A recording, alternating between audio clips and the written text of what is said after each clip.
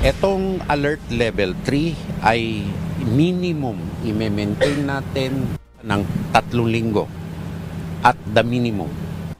Nakataas na sa alert level 3 ang Bulkang Canlaon kahapon. Ayon kay Defense Secretary Gilberto Teodoro Jr., hindi bababa sa loob ng 3 linggo iiral ang pagtataas ng alerto. Ngunit maaari pang magbago depende sa magiging aktibidad ng bulkan sa mga susunod na araw.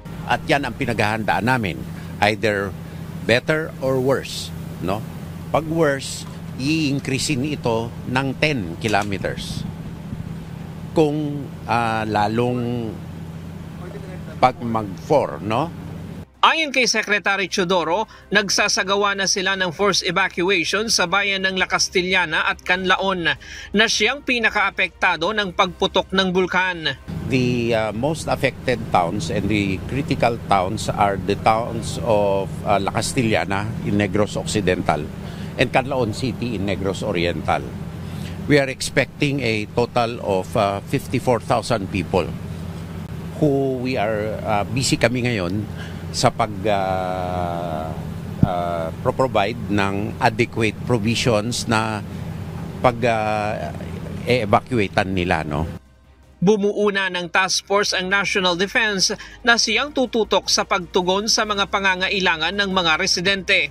Isa sa mga problemang kinakaharap ng pamahalaan ay maraming mga residente ang nagdadalawang isip na lumikas dahil hindi sila sanay sa mga ganitong insidente at ayaw iwanan ang kanilang ari-arian. Kaya umaapila ang pamahalaan na lumikas na ang mga residente. Pero ang importante, tayo ay nakikiusap sa mga kababayan natin sa La Castillana at Canlaon City na nasa 6 na kilometro. Alam na naman nung mga LGU kung anong mga barangay ito na lumikas na at maghahanap tayo ng paraan. Magpapadala na rin ng 1,000 tent, tubig, portalets at iba pa na maaaring magamit sa mga evacuation center.